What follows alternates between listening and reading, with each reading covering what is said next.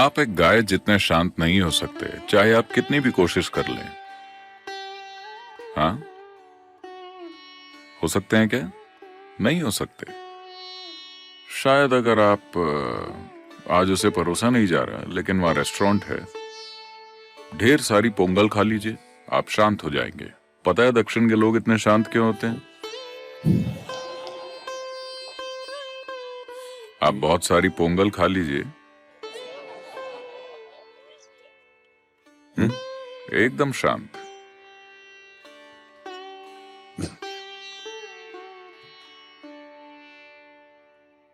ये असर होता है। तो लोगों ने कोशिश की है, जरूरत से ज्यादा खाना, नशीली चीजें, शारीरिक सुखों में ज्यादा डूबना, इन सभी चीजों से लोगों ने अपने अंदर किसी तरह की शांति पैदा करने की कोशिश की है। आपको लगा कि आप वहां पहुंच गए हैं, लेकिन अगले ही पल आप जानते हैं कि आप नहीं पहुंचे। कितनी बार इसने आपको धोखा दिया है ना? हाँ। शनिवार की शाम आपके पूरे परिवार ने साथ बैठकर खाना खाया। आपको लगता है कि यही दुनिया की सबसे बड़ी खुशी है। सब कुछ कितना अच्छा और खुशनुमा है। अगली सुबह देखिए,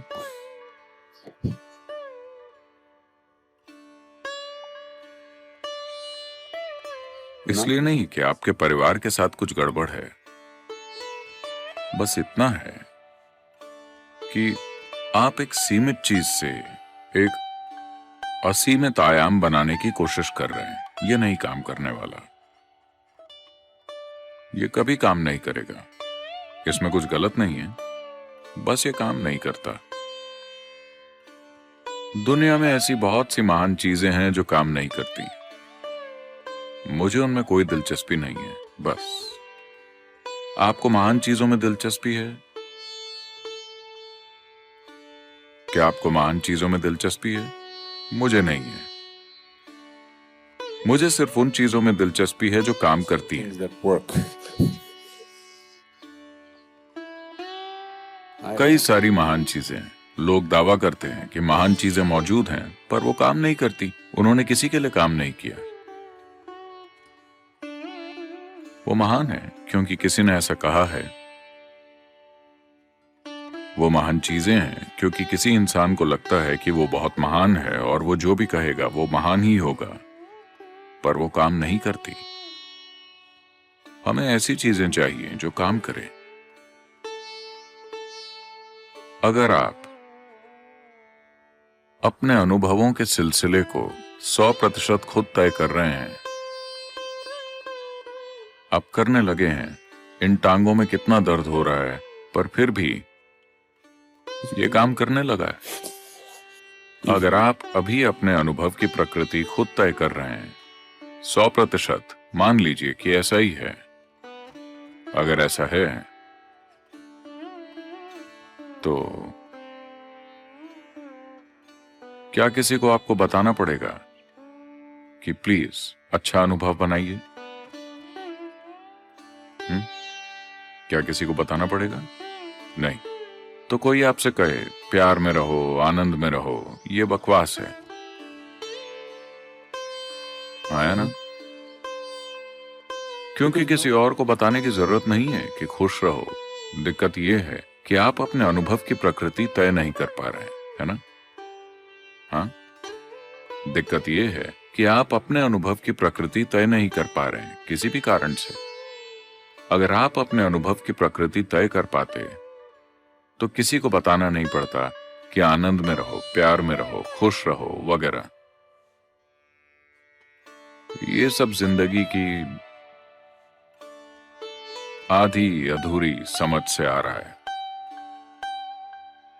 आपने किसी को लड़ते हुए देखा और कहा प्यार से रहो, किसी को दुखी देखा तो कहा खुश रहा करो। यह सबसे बड़ा अपमान है।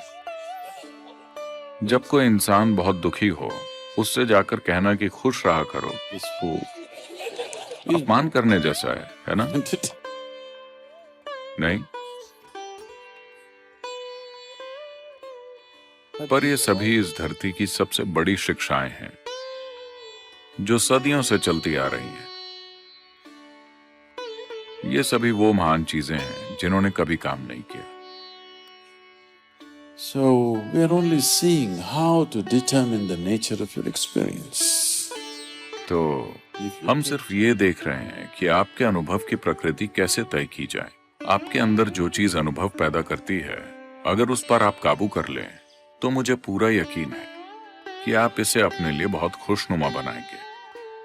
और मुझे ये भी यकीन है कि अगर आप अपने भीतर बहुत खुशनुमा महसूस कर रहे हैं, तो आप अपने आप आसपास के लोगों के साथ भी खुशनुमा रहेंगे। पर अफसोस, लोगों ने ठेका ले रखा है इंसानियत को बुरी तरह उलझा के रखने का, उनकी अपनी प्रकृति को लेकर। देखिए, ये बहुत आसान है। किसी धर्म ग्रंथ या गुरु को आपको ये बताने की जरूरत नहीं है। ये बहुत आसान है।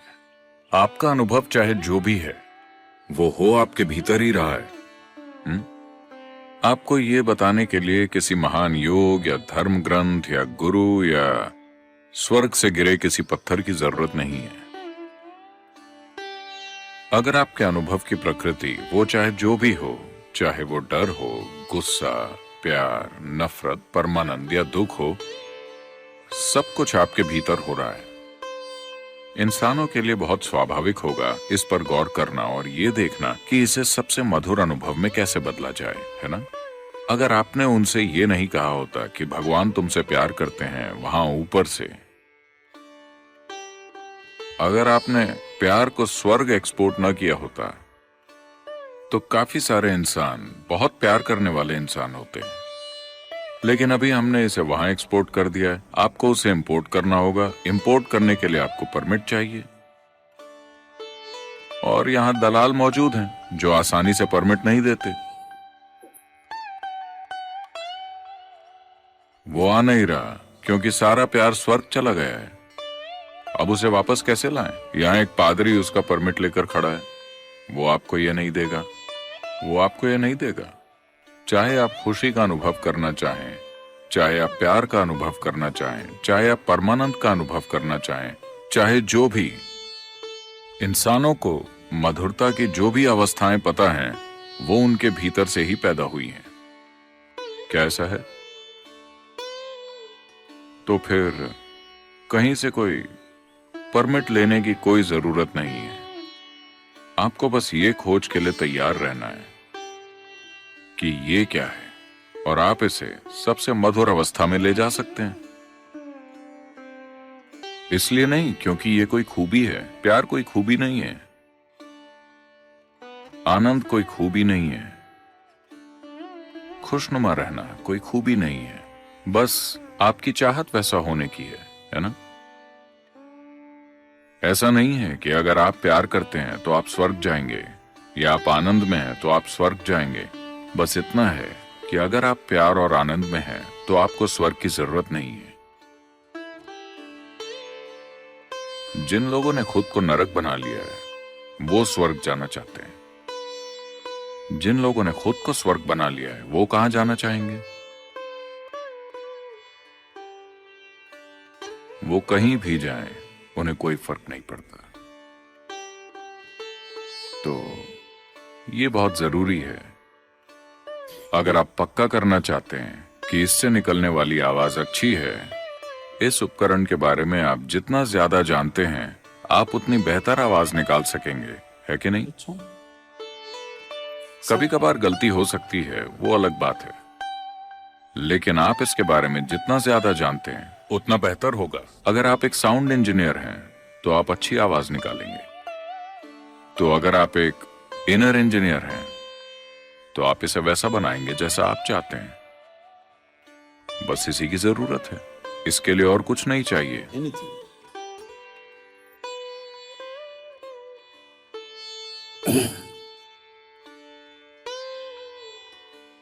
लेकिन चूंकि ये उस दिशा में नहीं है जहां आप हमेशा अपनी इंद्रियों के माध्यम से देखते हैं, इसलिए शायद आपको मदद चाहिए हो। जरूरी नहीं है, पर आमतौर पर हाँ, आपको इसके लिए थोड़ी मदद की जरूरत पड़ती है। लेकिन बस इतना ही। Grace is just that help, that it creates a conducive atmosphere. कृपा वही मदद है जो अंदर जाने के लिए एक अनुकूल वातावरण बना देती है। अगर किसी मशीन को ठीक से चलना है, हर किसी को ये बात अच्छे से पता है कि आपको लुब्रिकेंट चाहिए, थोड़ी चिकनाई। आपके पास जितनी भी अच्छी कार हो, उसे बिना ऑयल के चलाकर देखिए, 10 मिनट में वो खराब हो जाएगी, है ना? लुब्रिकेंट ही उस कार को चलाए रखता है। ये सारी शानदार मशीनें चिकनाई की उस थोड़ी सी पतली सी परत के बिना थोड़ी सी देर में खराब हो जाएंगी। कृपा बस वही है, उस थोड़े से लुब्रिकेंट की तरह, ताकि चीजें आराम से होती रहें। आजकल वो इसे लिक्विड इंजीनियरिंग कहते हैं। हर कोई ये कर रहा है, ये भी ठीक है। एक लिक्विड इंजीनियर चाहिए, तो इसमें थोड़ी इंजीनियरिंग लगती है। कृपा सिर्फ लुब्रिकेंट है। लुब्रिकेंट के बिना अगर आप कुछ करते हैं तो घर्षण पैदा होगा। जिंदगी के इस घर्षण ने कई इंसानों को बर्बाद कर दिया है ना? हाँ, उन्होंने कोई बड़ा काम नहीं किया, वो बस साधारण काम करते थे। वो पैदा हुए, जो उनका काम नहीं था ये उन्होंने नहीं किया, वो बस हो गया। वो बस ठीक से खाना चाहते हैं, सोना चाहते हैं, अपनी जरूरतें पूरी करना चाहते हैं, वो बस इतना ही करना चाहते हैं। इस प्रक्रिया में कितने ही इंसान टूट गए, कड़वाहट से भर गए और बर्बाद हो गए, क्योंकि लुब्रिकेंट नहीं था। उनमें कोई गड़बड़ी नहीं थी, वो अपने इंजन को लुब्रिकेंट के बिना चलाने की कोशिश कर रहे थे, बस इतनी सी बात है। देखिए, आपका फोन भी इसीलिए काम कर पा रहा है क्योंकि यहां हवा में इसकी तरंगे जा रही हैं, है ना?